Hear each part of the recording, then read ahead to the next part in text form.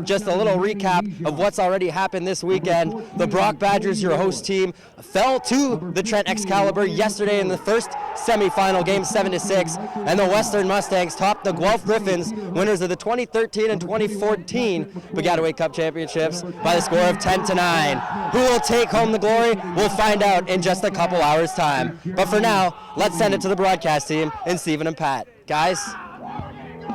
All right, thank you, Zach, and well done with the Gregoire. I noticed I called him out yesterday for being afraid to try it, and he gave it a go today and was perfect. I am Stephen Stamp with Pat Gregoire, and boy, it's exciting here. Good crowd on hand. It's divided. To our left on the screen, the side of the Western Mustangs bench, everyone's wearing purple. To the right of the screen, on our right, everyone's wearing green for the Trent Excalibur. And what a difference we have here. 3 Baggataway Cups for the Western Mustangs and 3 other finals. Trent's never been to the finals. They've never won the Baggataway Cup. So it's a proud old tradition versus a team really trying to create a new tradition. Yeah, and it's a long time coming for both. I mean, Trent, like you said, a new program, never been to the finals, been in the semis twice. Then you look at Western, a very storied program, going back, 2015, 2012, and 99, making it to the finals, but they haven't won a championship since all the way back in 2001, before Trent even had a program in the CUFLA Lacrosse League. It is insane, and we're just about ready to go. We've seen many close games so far. I think this one's going to be the closest that we've seen.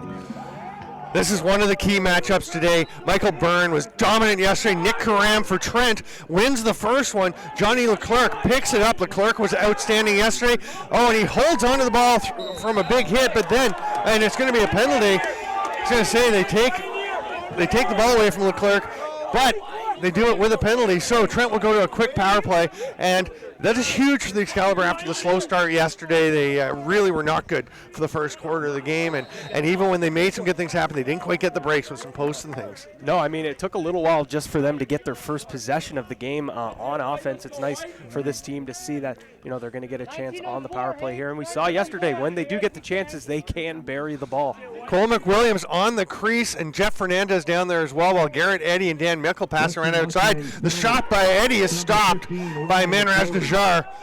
And Najjar, with that huge play at the end of the game yesterday, did not let Liam Corbett tie it up. And here's Keegan Crowley, who was dynamic yesterday, just an absolute player of the game. Yeah, I mean, a goal and assist as an LSM, and, he shut down Albicus. I think only 2 goals when he was actually covering him. Albicus finished with 3, but I mean, when you hold a dynamic player like Albicus to just, 2 goals when you're on the field, that's pretty impressive. Well, the big thing was he didn't let Albicus dictate the play the way he had the night before against Bishops when Guelph ran away from the Gators. So now Western has their first possession. The penalty is over, and we are back to even strength lacrosse. So Ryan Miles, who had the hat trick and an assist yesterday, is going to hand it off to Masterson. Masterson really took on a big role for the Mustangs yesterday. He's a veteran player, a solid righty. Yeah, up top you see that's Jackson Hulbert at the top. Reed Reinhold is in the stack with Cody Ward.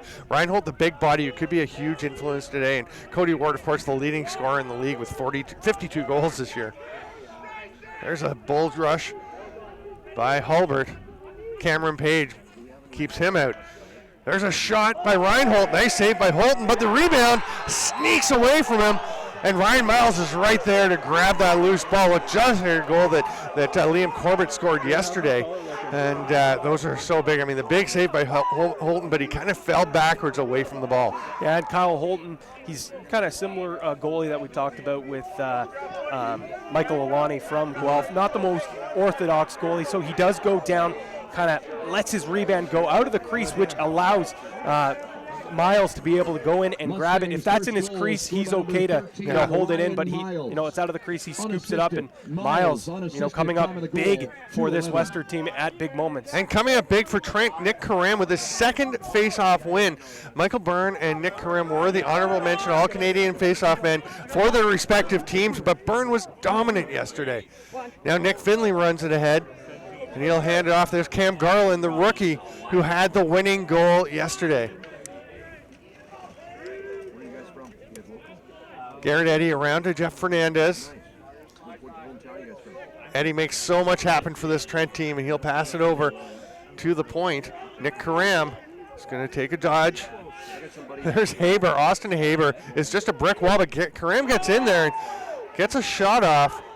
And Fernandez will control possession for Trent. Nice sprint to the sideline. And that's a great slide by Western. You know, yesterday we saw them on point with their slides. Their recoveries were there as well, and I anticipate they'll do that again today. There's some movement by Trent. The pass out front, Danny Mickle goes low to really high and misses that one. But again, they keep possession. Always getting that player back there. Karam will or Eddy will start with it. No, it is Karam with Eddy on the near side. Haber on him, shoves him out of the way, causes an errant pass, but Finley gets there first ahead of Jordy Jones-Smith. That shot from the outside, probably not exactly what they're looking for Cam Garland.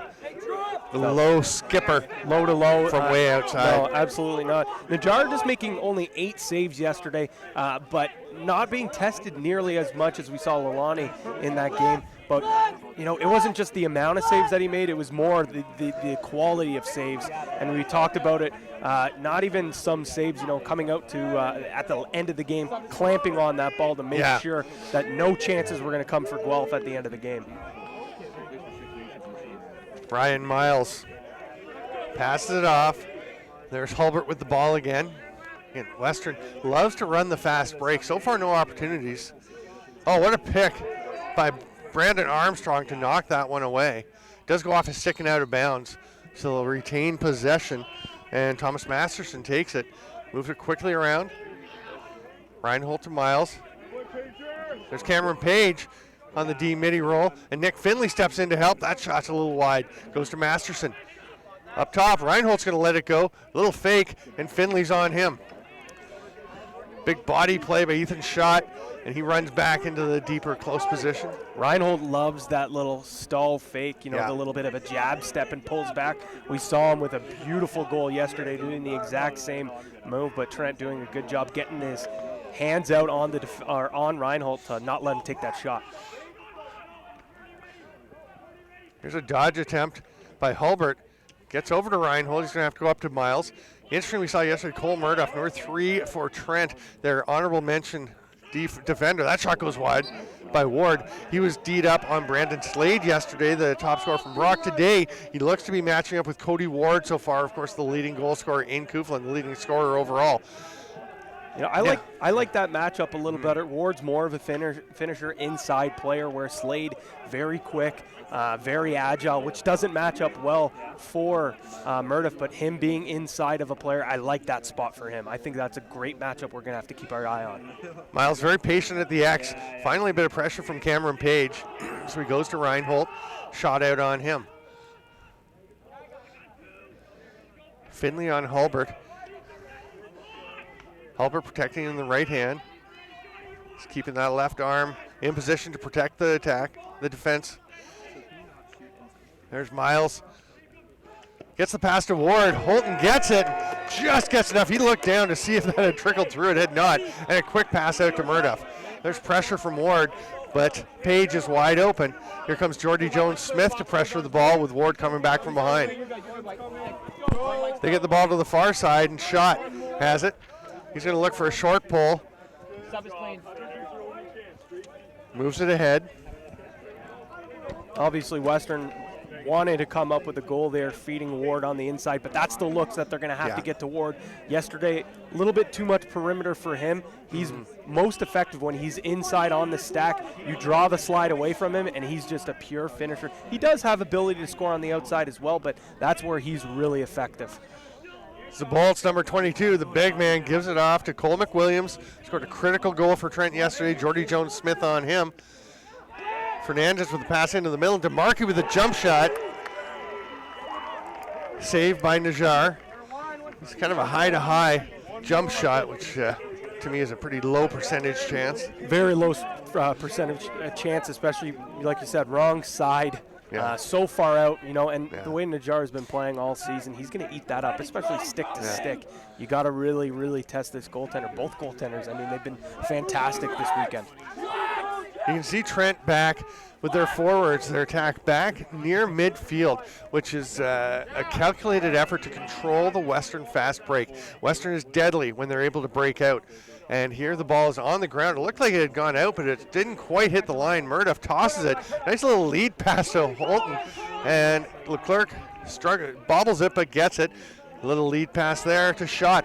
And that's going to be a method that Trent's going to use. We saw McGill and